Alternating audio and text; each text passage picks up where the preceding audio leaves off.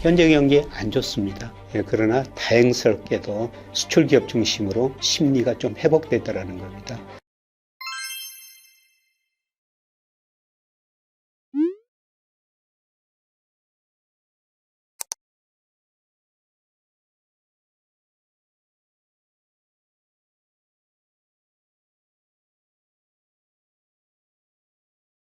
안녕하세요. 김양희입니다.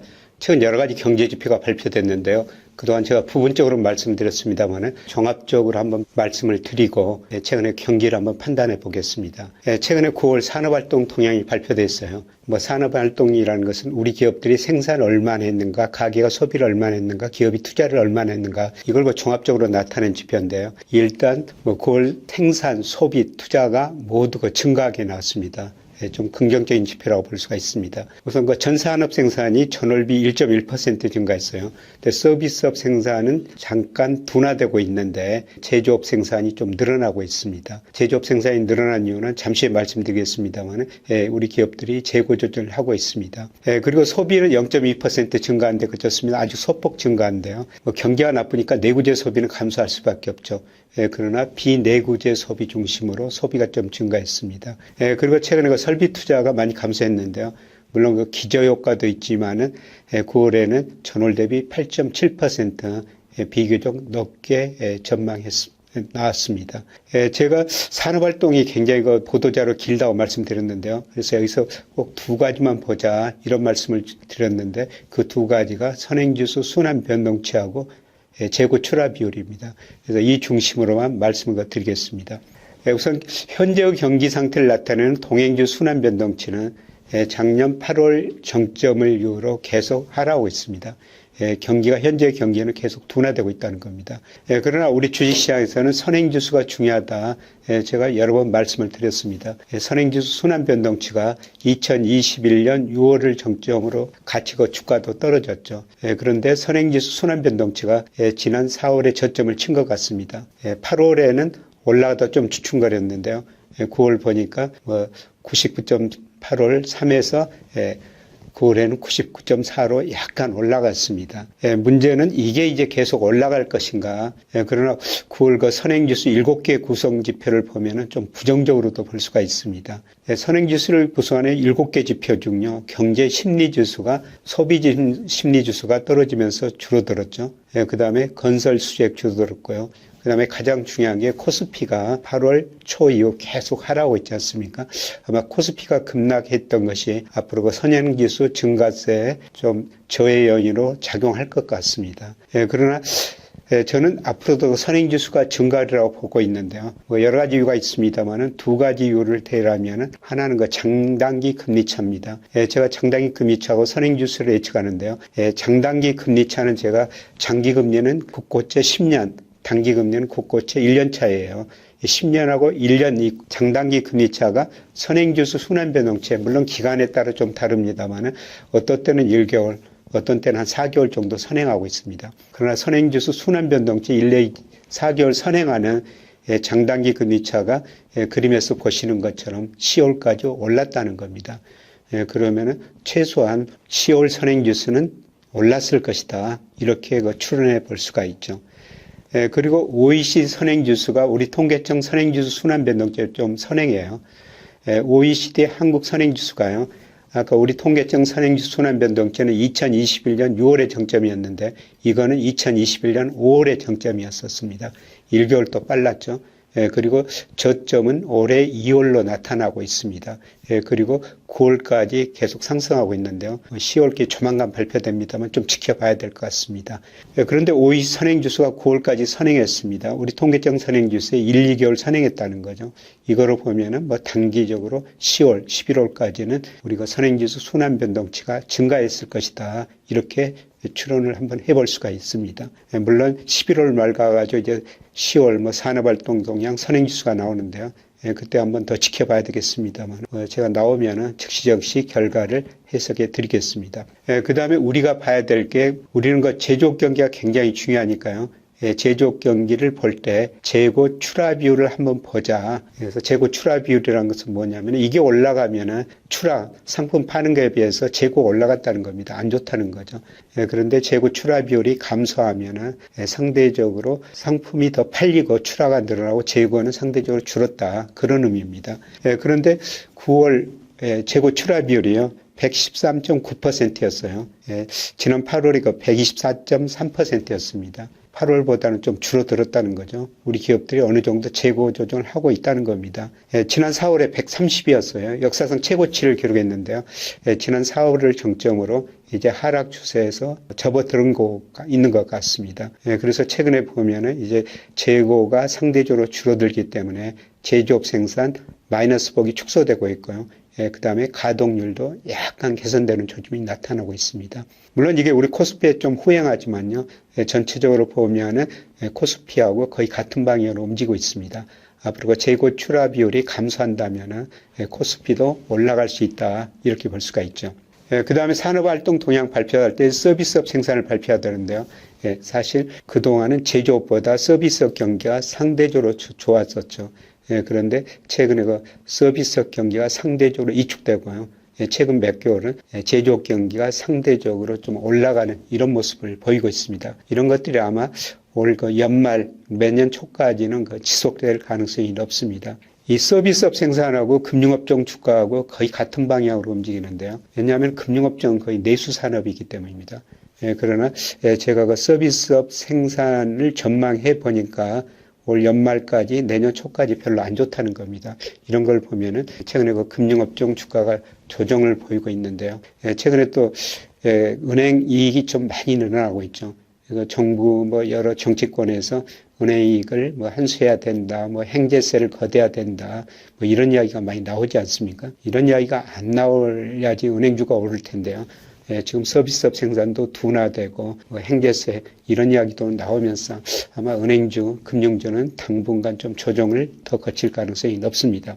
서비스업 생산 동향을 부분별로 보면요, 최근에 운수창고업종이 상당히 좀 높은 증가세를 보이고 있습니다.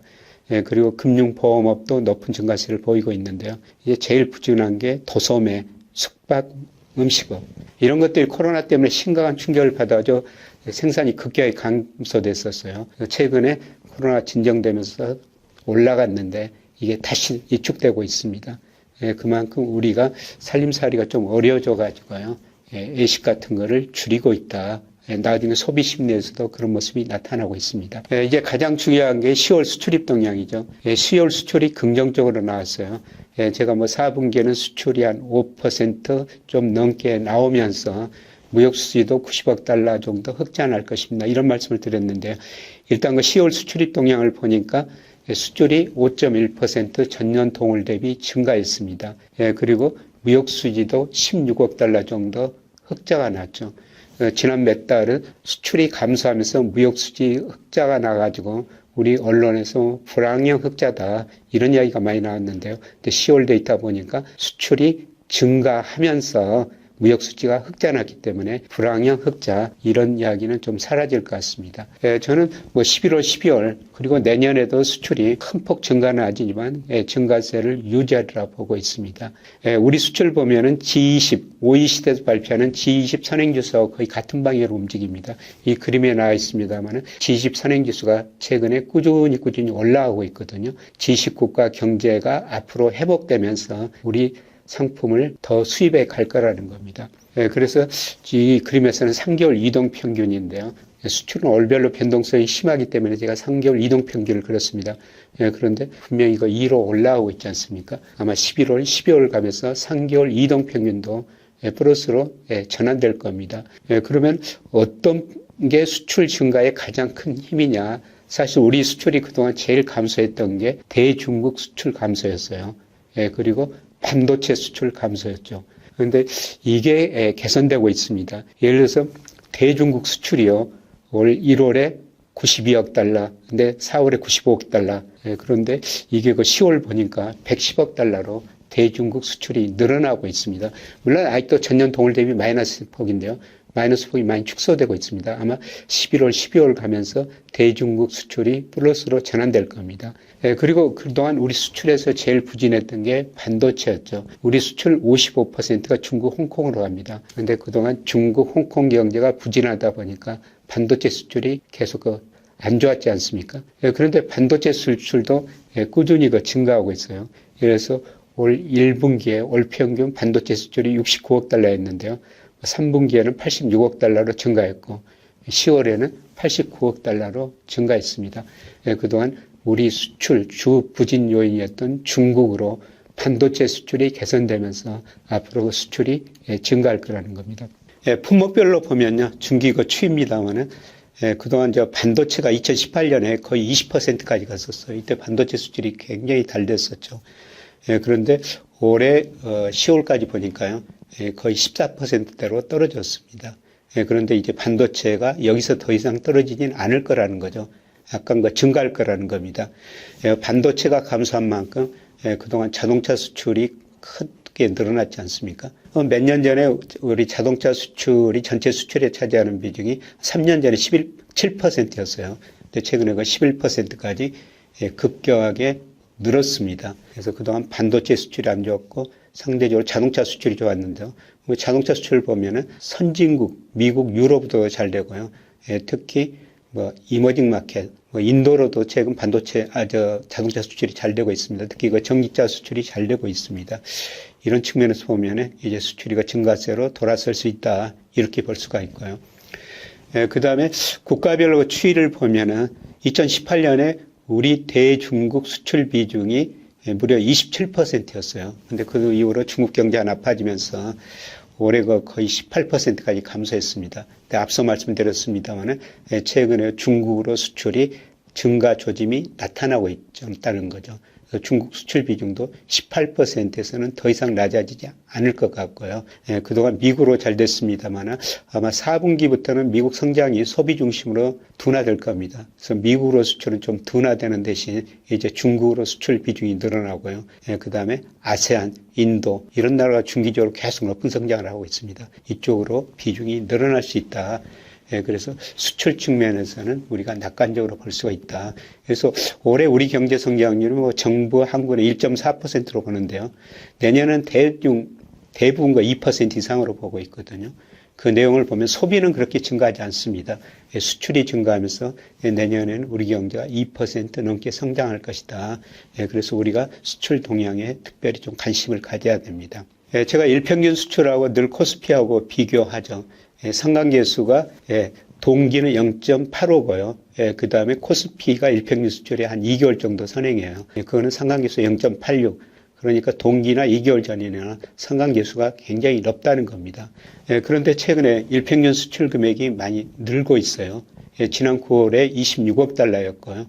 그 다음에 10월에는 26억 2천만 달러였습니다. 물론 11월에는 계절적인 요인이 있어가지고 금액은 좀 줄어들 겁니다. 근데 전년 동기에 비해 아마 증가세는 지속될 가능성이 높고요. 근데 지난 10월에 코스피가 2278까지 얼마나 많이 떨어졌지 않습니까? 그 지수를 10월 일평균 수출 금액에 비교해 보면은 우리 코스피가 한 16% 정도 가소평가된 상황이에요.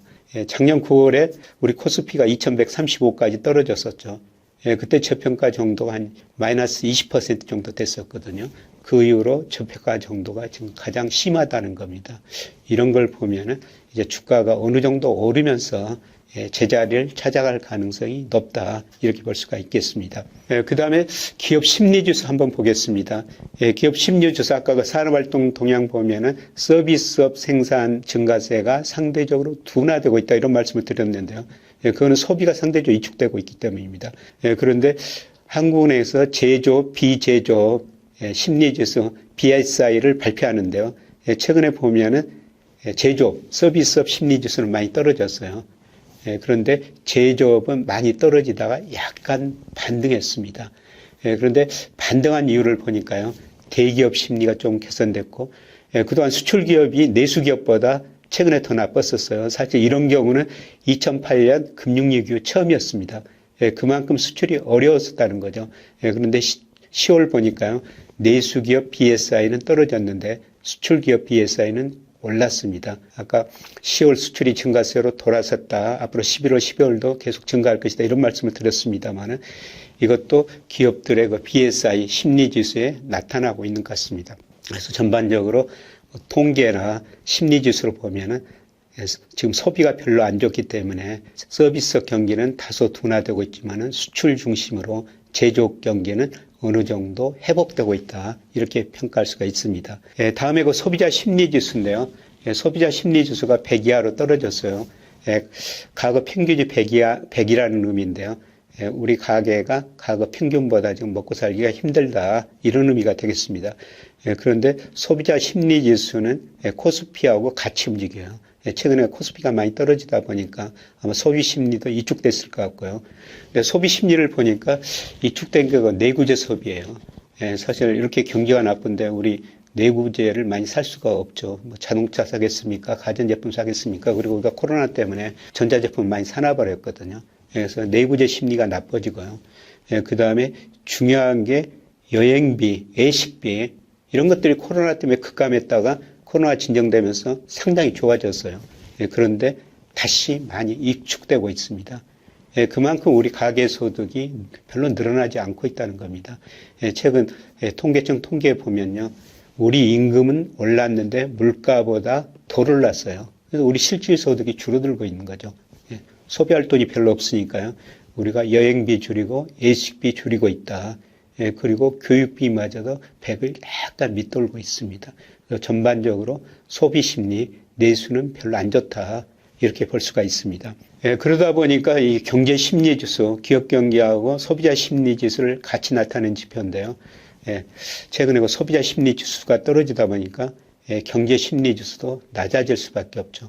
그런데 계절 요인, 불규칙 요인 이런 걸 다 제외해버린 순환 변동치, 경제 심리 순환 변동치는 아직까지도 좀 오르는 추세를 보이고 있습니다. 이거는 긍정적이라고 볼 수가 있습니다. 그리고 한국은행에서 뉴스 심리지수라고 발표하는데요.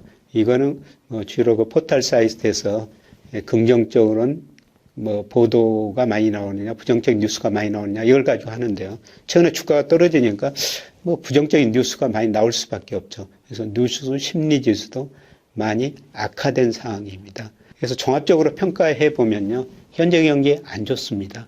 특히 그동안 서비스 경기가 어느 정도 지탱했는데요. 소비 증가세가 둔화되면서 서비스 경기가 생산이 둔화되고 심리도 나빠지고 있다는 겁니다. 그러나 다행스럽게도 지난 10월부터 수출이 증가하고 수출이 증가세로 돌아서고 그 다음에 기업 BSI도 보니까 대기업, 수출기업 중심으로 심리가 좀 회복됐다라는 겁니다. 그래서 아마 4분기 내년 가면서요, 우리 경제에서 GDP에서 수출이 차지하는 비율이 45%입니다만은 수출이 증가하면서 우리 경제가 부분적으로 회복될 것이다. 이렇게 볼 수가 있습니다. 이거를 주가하고 관련시키면요, 우선 선행지수 순환변동치가 코스피와 비교했습니다만 2021년 6월 정점으로 같이 떨어졌죠. 코스피도 떨어지고 선행지수 순환변동이 떨어졌습니다. 그러나 코스피가 최근에 먼저 올랐었죠. 순환변동치는 4월의 저점이었습니다. 그런데 순환변동치보다는 코스피가 너무 빨리 올랐고요. 그 다음에 최근에 그 이스라엘 하마스 전쟁으로 전 세계 금융시장이 불안했지 않습니까? 그래서 주가가 최근에 많이 떨어졌는데요. 앞서 말씀드렸습니다만 일평균 수출 금액에 비해서 16%나 저평가됐다는 겁니다. 여기서 더 떨어지기보다는 저는 올라갈 확률이 높다. 이런 의미에서 계속 11월, 12월에는 그래도 주식시장을 우리가 긍정적으로 한번 내자보자. 이런 말씀을 드렸는데요. 계속 이 견해를 유지하고 있습니다. 이제 11월 말에 그 산업활동 여러 가지 데이터가 나올 텐데요. 그때 그 선행지수, 순환변동치, 재고지수 이게 관심사인데요. 그때 데이터가 나오면 다시 종합적으로 말씀드리도록 하겠습니다. 고맙습니다.